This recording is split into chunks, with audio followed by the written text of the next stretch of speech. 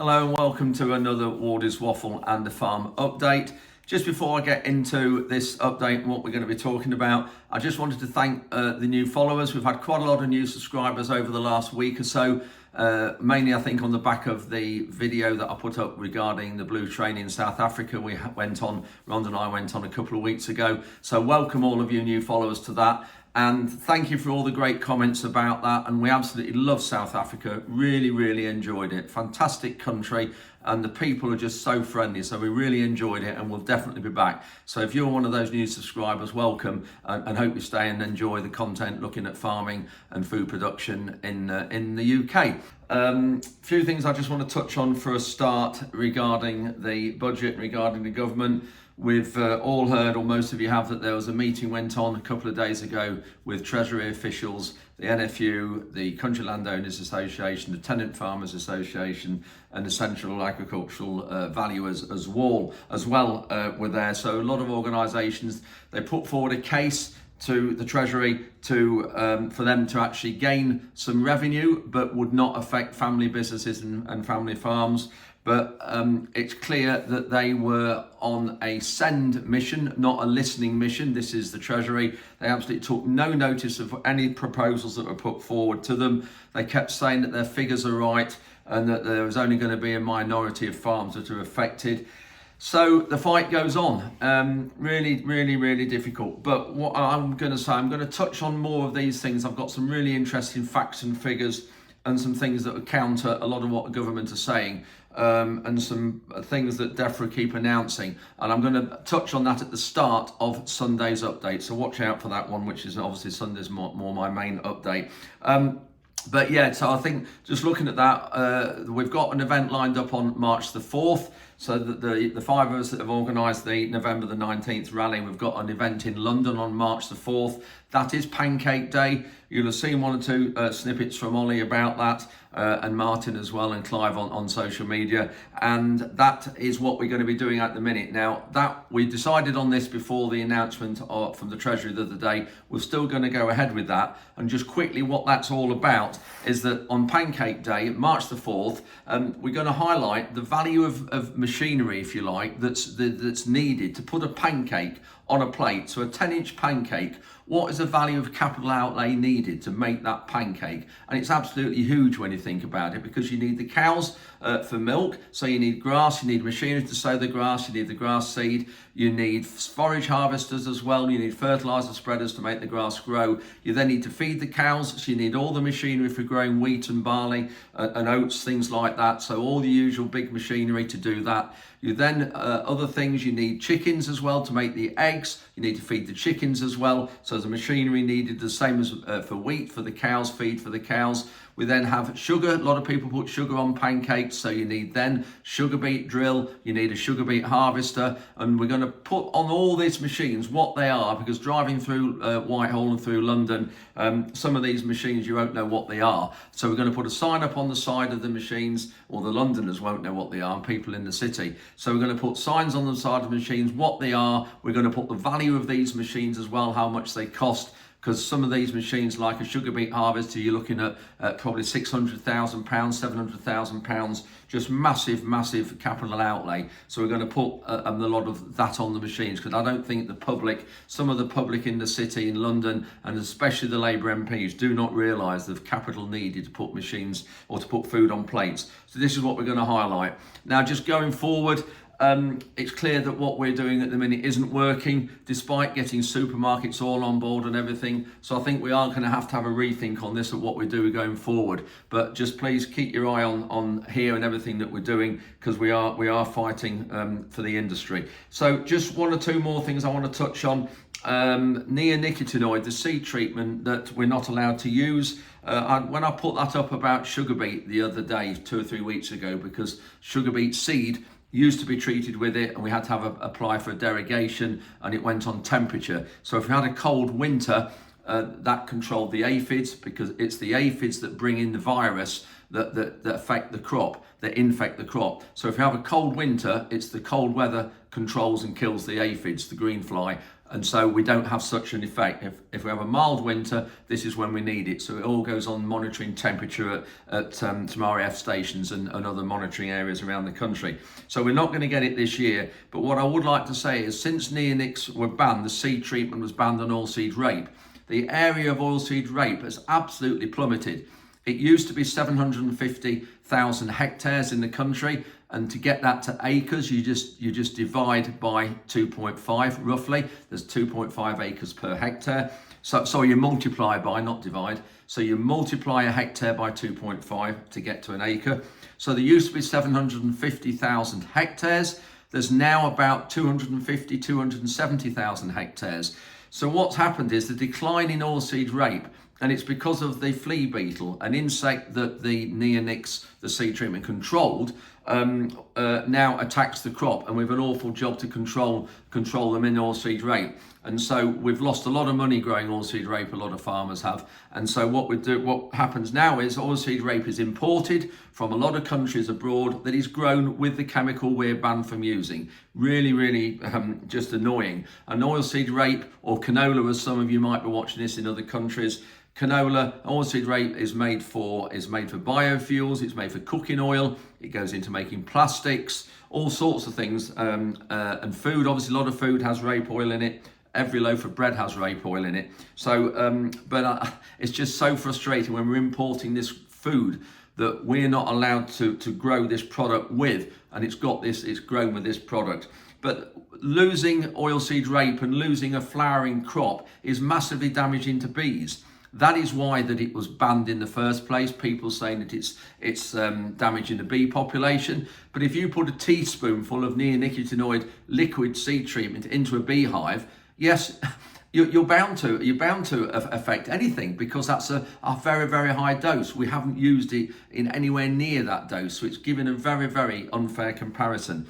But the loss in oilseed rape crops around the country as a pollinating crop is having a massive effect on the bee populations, because they haven't got the flowers to pollinate in the summer, in April, May, June, when oilseed rape's in flower. So this is a problem we've got, is that it's really short-sighted. They think they're doing the bee population a favour, but because now oilseed rape isn't grown anywhere near as much in this country, it's harming the bees a lot more than what they realise. So that's just a little bit about neonics. Just one thing I want to highlight as well. Two directors of Spaldings, Paul Bray and Nigel Whelan from Spaldings, and now there's other Spaldings guys have got joined into this. Now Spaldings are a spare part company near me in Lincoln, and I featured them in a video a few months ago. Every year there is a Sleep Easy, I don't know what you call it, initiative that's held on behalf of the Lincolnshire YMCA, and that's for the homeless in Lincoln. And this coming year, there's two Spaldings, Paul and Nigel Spaldings directors, and other Spaldings personnel are sleeping out on March the 7th, Friday, March the 7th. They're sleeping out near the cathedral. There is Stokes Coffee is supporting it. Tesco's are coming, providing food as well for everybody that night. And there's going to be quite a lot of people sleeping out to support the YMCA. If you can please support that, I'm going to put the link for the Just Giving page below in the video description. So please do support it with that and give generously for that, because it's obviously a very, very worthwhile cause. But it's something that goes on every year, this is, but Spaldings are supporting this, and Paul and Nigel, the directors from Spaldings, and other personnel, other employees at Spaldings are going to be supporting this. So please do go on Just Giving, and whether you could give just £5 or £10, massively helpful to the cause. Obviously more if you can. So that's it for the intro. In the last few days, we've been loading oilseed rape out, and this is the rape that belongs to someone else, which you'll see in the video. We've been loading that out, also carrying on workshop jobs and repairing the front roller on the free flow drill. And also we've actually started spraying, and we managed to spray some fields with glyphosate as well. So we'll look at that and the reason why we're doing that. So that's it for the intro. Thanks ever so much for watching, and we'll see you at the end. So Tom and Reuben are getting the tyres off. Really big job. These are the ones that have come off. They've cut that one off because it's got a big split in it, so it's easier to cut it off.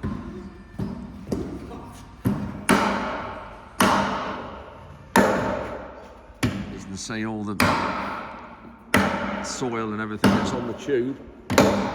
Now they do have wiring. They have wiring. There's a wire band. Another one in there. Another one there, and that's a strengthener. But that one's was split, so that's why they've cut it through the split there. Cut another one off there, and then these other ones. There's a split there. Managed to get that off without grinding through it, and then I'm going to probably take up that roller off, and the one on the other side. We have found some tyres. They're special tyres from France, these are. We have found some. So we're just going to have a look at these and just see how many we end up replacing.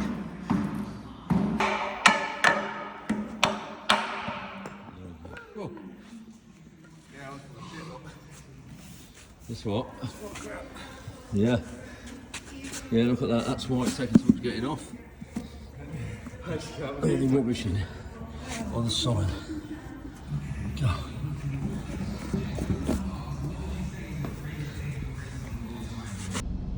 It's Tuesday morning and I'm just going to a meeting at the Lincolnshire Showground and just taking my jacket off that I walked the dogs with. Got my other jacket and tie in the back, and just driving out, and my vehicle started to just shout at me. So I'll just show you why. There we go.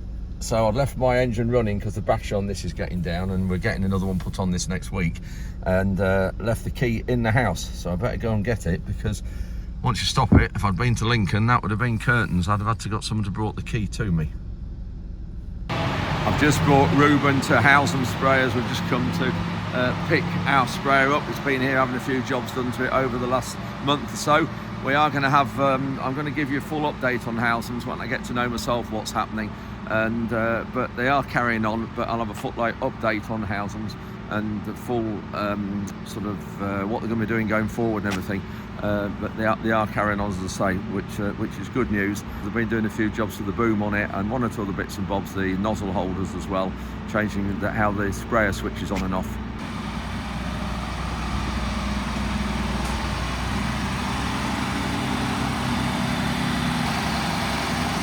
The sprayer, to me though, it just looks right. It's the right size, right dimensions and everything. We've got these 710 sort of half grassland type tyres on it that make it better for our job running on top of sugar beet rows. It doesn't damage the beet plants.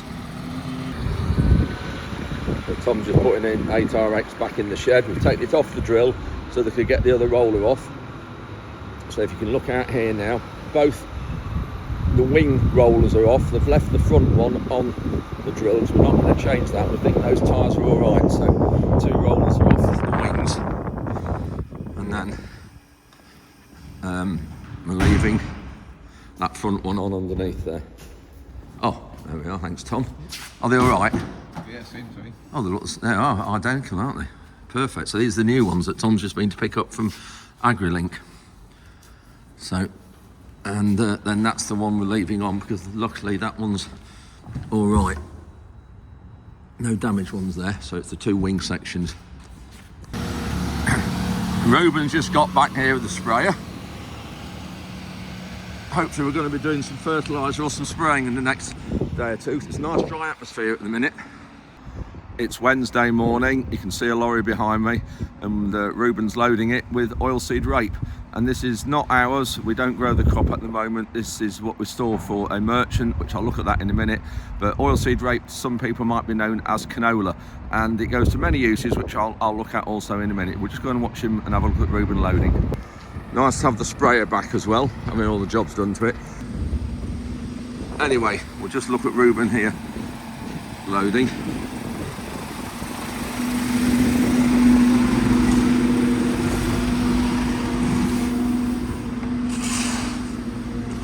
It wasn't full this year. It came to about here, and you can see where Tom's shoveling to. It was a bit in that corner, but it's about 5 metres high, I think.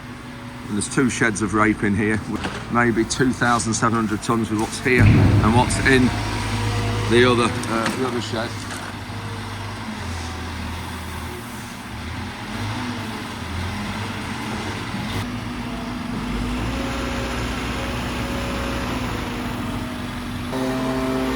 We always use a leaf blower to clean up. It's much better than sweeping, gets everything up.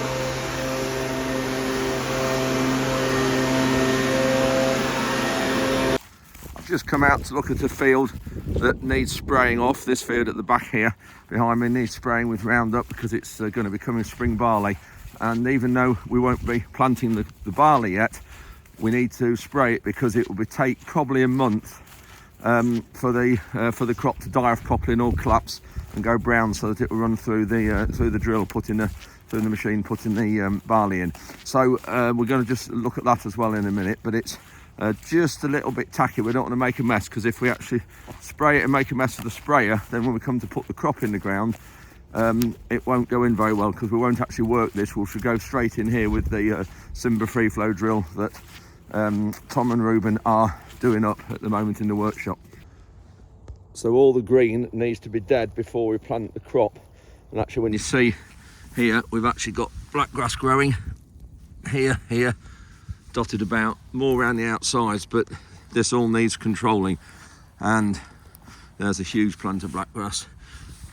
And for those new viewers to the channel, black grass is probably the worst weed we have for damaging yield on most crops. There's some more there. I'll touch on black grass in a minute, but when you look at this huge amount, a lot of mayweed generally, bit of everything really though, but the soil's in cracking condition. Look at that, how it's all just crumbling. Yeah, it's wet underneath there, you can see it's, look at that, you can see how it's smearing when you move it. So it's too wet to work as such, but with the sprayer on the wide tyres it might not be too bad. So looking at it, after walking over a lot of the field, I think it's dry enough to spray. When I say dry, it's not dry as such, but look at that, my boots come off like that. So that just shows what it's like. Yes, it's wet underneath and it's too wet to put the next crop in, but for spraying on the wide tyres, I think it's fine. I've got 3 fields to do, so we'll get on and crack on and get them done. No wind much, it's perfect for glyphosate or Roundup, as some of you know it. Just got back in the disco. It's amazing how hairs will keep running up to you.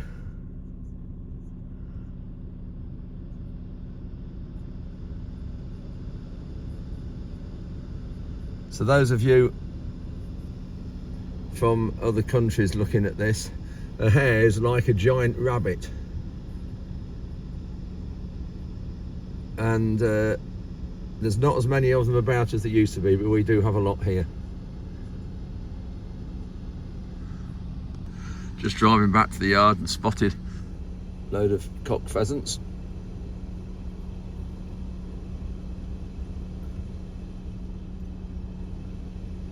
Really pretty birds they are.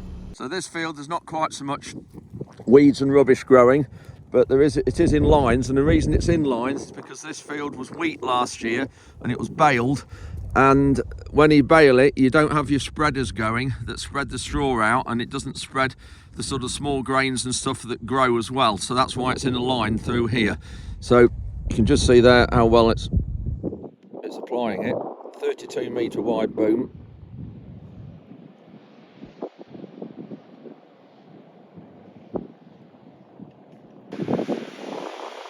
So we're putting 5 litres a hectare of glyphosate on here. That's the maximum amount you're allowed.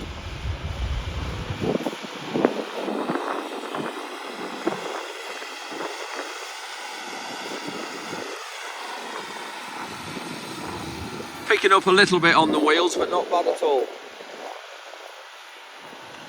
So all this now will have glyphosate on. So this will start to go off and go brown probably within 10, maybe a fortnight it will start to go off. You'll start to see it change colour.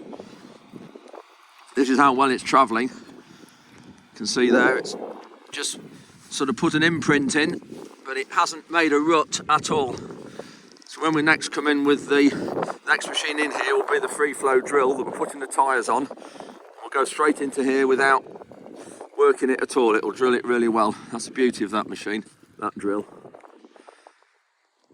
It's Thursday lunchtime, just see the yard's damp behind me, partly because I've had a shower, but also the atmosphere has really changed now to what it was a couple of days ago, when you saw Reuben spraying in his clip a minute or two ago. It's really warm and mild, and the atmosphere has changed completely, so everything's sort of sweating now. Anyway, I just want to show you these rollers, because they've got all the tyres on these two rollers now, which is it's looking really good. Here are the two rollers. So one of them's got all the new tyres on, you can see here, and then the other one, we've only got enough tyres, we haven't got enough tyres to put two new rollers on, but we didn't need all new ones actually. So what we've done, they've put two of the part worn ones that were originally on that aren't damaged on one end, and two on the other end there. The reason why they've done those is that obviously these others now are going to last a lot more, and if these happen to go and split, because they're very near the end, they're very easy to knock off and change, whereas if they'd been in the middle, there'd been a lot more work, as you've seen in this clip, how difficult it is getting them off the axle, off the tube. So if any of them break now, it's only going to be those two or those two. So looking really good there. And then again, as you saw a minute ago, they're going to be put back in this video, put back in this wing here. So hope you enjoyed that update. A few things going on, as you can see now, and the land's just starting to dry up a little bit, but it's a bit too early yet to be getting on with any drilling because it's too wet underneath, as you've just seen. So thanks for watching, and we'll see you as ever 8 AM Sunday morning. And don't forget, we're going to have an in-depth look at a lot of the things the government are doing to agriculture and some of the things to counter what they're trying to do and why it's just not right. See you Sunday 8 AM.